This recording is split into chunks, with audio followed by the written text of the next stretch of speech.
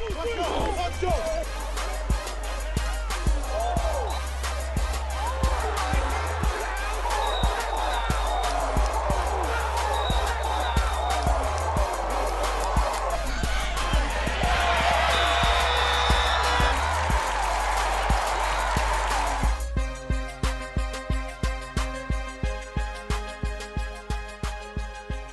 Welcome to Cougar Football with Kevin Donnelly.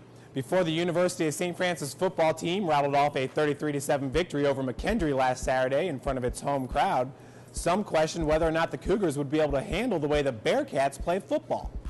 An old traditional wing tee to now an old traditional pro-eye type of formation. They run a little double tight eye and still come at you. But, you know, they're a ball control team. Their game plan coming in was to control the clock, keep the ball, make it a low-scoring affair.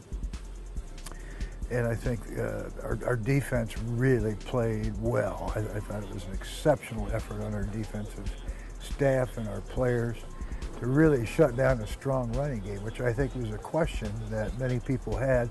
Could we take on a power running game straight ahead, style of play that we have, and having to walk outside backers down on tight ends and this sort of thing, and we did.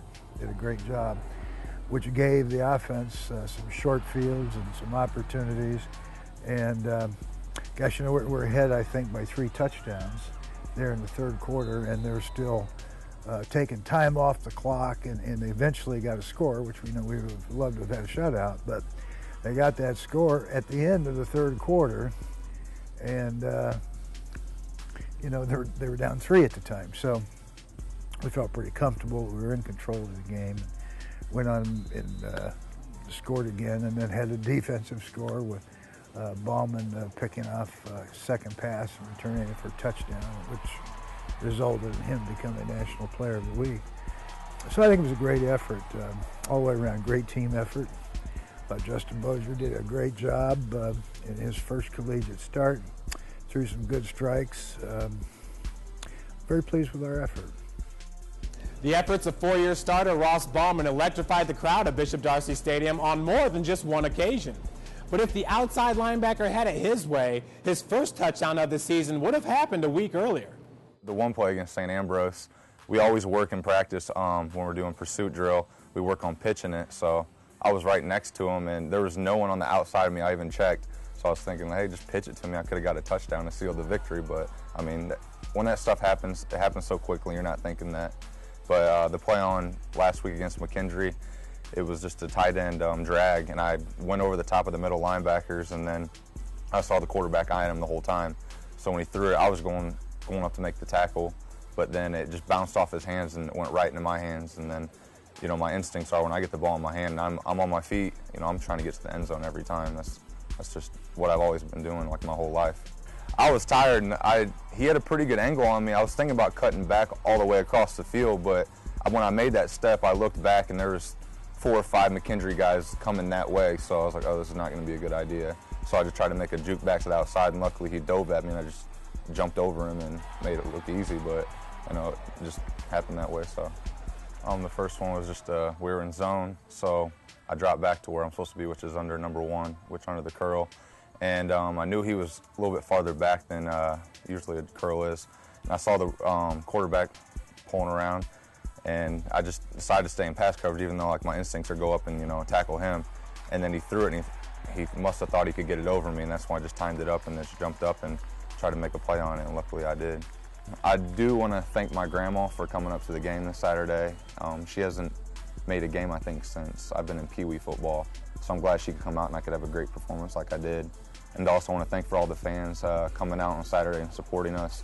Hope to see you guys every game like that and get more here even. As special as the day was for Ross, it was not the first time in a game that the Elkhart, Indiana native had returned an interception for a touchdown, wearing Cougar blue. I've never had one with 2 interceptions. My redshirt freshman year, I had 2 picks for touchdowns that year, one against St. Ambrose and one against Union in the playoffs. So yeah, I've had a couple, and then all the other ones when I think I intercepted, I think I just like fell on the ground or whatever, made like a dive or something. So I've done it a few times. So, you know, like I said, if I get the ball and I'm on my feet, I was a really good punt returner in high school, so I think this is what I'm just used to. You know, I feel like I'm on a punt return, just trying to make a play out of something. I'm lucky to be still playing college football because like basically everybody in my grade right now is, you know, they were done last year, the year before even. So I'm just lucky that it fell into place like this because, you know, the first semester of when I was supposed to be going to college, I sat out because I wasn't sure what I wanted to do yet. I wanted to play football, but just didn't know what college I wanted to play for. And luckily, Ball State was interested in me, so I ended up going there, trying it out. And then things just didn't work out there. I was playing running back and just wanted to play defense, and you know, stuff didn't happen the way I wanted it to. And there was a few players actually that played here. They were transferring here, and they were telling me to, you know, talk to Coach Ivy from St. Francis. That's who we talked to, and you know, let's go there. So I made a phone call. I knew their program was great. You know, they went to the national championship three years in a row previous before I got here. So I called Coach Ivy and we talked. Came up here for a visit, and I loved it.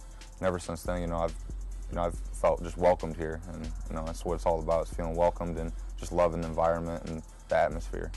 The winning atmosphere that the St. Francis football program provides felt very similar for Ballman, who won a high school state championship playing for the Jimtown Jimmies in 2005. We had a really good team, and they said that was pretty much the missing piece to the puzzle to get to that state championship and win it, and we ended up doing that year, and that was very special in high school that I could go out on my last game and win a state championship down at the Dome.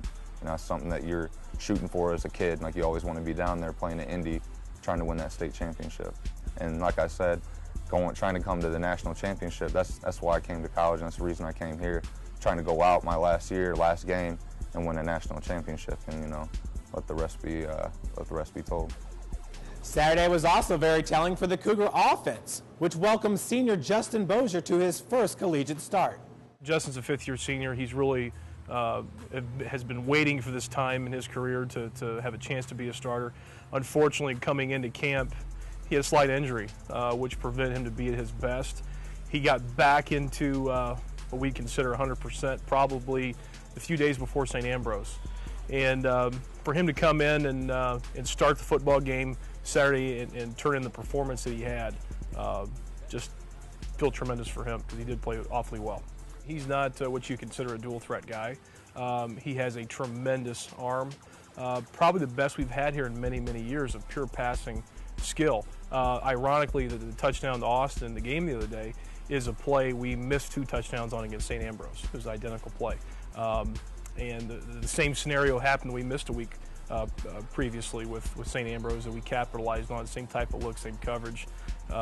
So again, the decision making is something that's always a work in progress with our quarterbacks, but Justin does have probably the best handle of it because of him being in the system now 5 years. But yeah, I mean, his strong suit is sitting in the pocket and letting it rip and making good, quick decisions. That's definitely his strong suit. He's not had a lot of game experience, definitely when things are tight. I mean, he came in for years and years, you know, when the twos were in, when we had a lead and things like that. But yeah, he does have familiarity with the offense, and I think we have the weapons around him. I think we're strong up front. Our expectations are extremely high here. At the same time, I think we've just scratched the surface of what we can get to here. We talked about that on Sunday. We feel we played solid against McKendree, a major step from week 1 to week 2 in eliminating mistakes, and execution levels was much, much higher against McKendree. At the same time, boy, we thought we left a couple scores on the field with turnovers and little things that, again, that's something we've got to continue to progress and move forward and improve upon to reach our max potential. And after 2 games this season, it appears that potential will be spread across the field. With 324 yards rushing and 374 yards passing, balance is what the Cougar offense brings. Balance is something we try to achieve all the time. We're a run and shoot offense, and we like to run it and throw it. So many teams that are run and shoot or categorize themselves as run and shoot, throw it about 90% of the time. We do have some balance. Again, we have tremendous players to allow us to do that. The backs that we have, Frank Wolf, Antoine Campbell, those type guys. Balance is something we try to achieve, and that's one of our goals in preseason camp, to be as balanced and to be as difficult as we possibly can to play against. That's something that's extremely important to us. So, balance is definitely high on our priority list for something to achieve. it's exciting because we're seeing this offense get better in all phases. Run game, pass protection, playmaking ability, and majorly the quarterback decision making is key. And we've seen that week 1 to week 2 a big step, and got to continue to do that week 3 and through the rest of the season. The road to the rest of the season takes us to Ann Arbor, Michigan this week to take on a first-year program in Concordia University. For Coach D, it doesn't seem like it was that long ago that he was coaching a first-year program. Yeah, that first year, gosh, we went to St. Xavier for our very first ball game in '98. I think we had about 96 on the football team. Most of them hadn't started shaving yet, Had a few older guys. Dutcher was about 40 then, I think. No, not really, but he was a veteran player, transferred. And we were able to get a good quarterback. Actually, we went up to St. X, scored 56, our very first college football game, and won it. So everybody thought, oh boy, we're going to win national championship first year in '98, And then reality sets in. You face some good football teams. St. X wasn't very good at that time. And gosh, we won another one by an act of God later on down the road. And so we've been in that situation. We've gotten beat 35, 40 points, I think, once or twice that first year. And it's a humiliating thing. It's something where it really is a test of character, where you got to pick yourself up week after week after week and try to keep the faith and keep trying to do things and get better. And it is not easy. Just about anybody can win. That's fun. The real test of character is when things go bad, when you've got a real adverse circumstance to deal with on a daily basis. How tough are you? What are you going to do when things really get tough? You're going to turn and run from it, or you're going to keep fighting back. And I know that's a good university, and I'm sure they've got good quality kids, and they're going to continue to fight back, and they're going to get better. You can't look at outcome right now. You got to look at performance. You got to look at effort. You got to look at attitude and how you deal with tough times. That first year we started here, I told our kids, don't even look at that scoreboard. What really counts is, are you doing the things that you're coached to do? Are you doing them to the best of your ability? And eventually, outcome will take care of itself. For the Cougars to have the outcome they desire, here are Coach D's keys to success. I want us to play well. We're not going to look at the scoreboard either. That's irrelevant right now. We know we're going to win a football game. That sounds arrogant, I guess, maybe, but we're going to win the football game. We're better. Unless I really screw things up, I think we got a pretty good chance. But we have to get better every day in practice, and we got to go play well. I don't want to get up there and unbuckle our chin straps and let things go and get into a ball game. We need to go up there and take care of business. We like to get some starters out pretty early. We would like to see some younger players perform in game circumstance. And what we don't want to do is have to get up there and play late in the ball game in order to win it. We want to go up and do well early, and do it every time, and then let some inexperienced young players get an opportunity to show what they can do in game situations.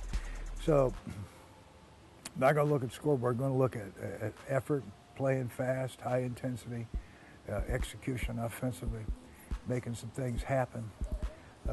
Sometimes it's difficult, against a team like this. It's easy to fall asleep. And I was telling Ross Bauman, just came in a minute ago, sat down in my office and talking. I remember, I think it was my third year of coaching, way back late 70s or early 80s, that I had a team that was undefeated. It was about 7th week of the season. We're ranked number 2 in the country.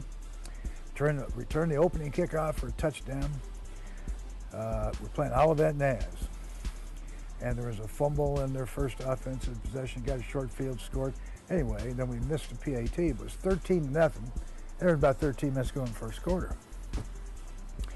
And then everybody kind of unfastened their chin straps and sat back, oh boy, it's going to be fun today, waving at their girlfriends in the stands and ordering a hot dog on the sideline. I'm exaggerating a bit, but you got to embellish things once in a while.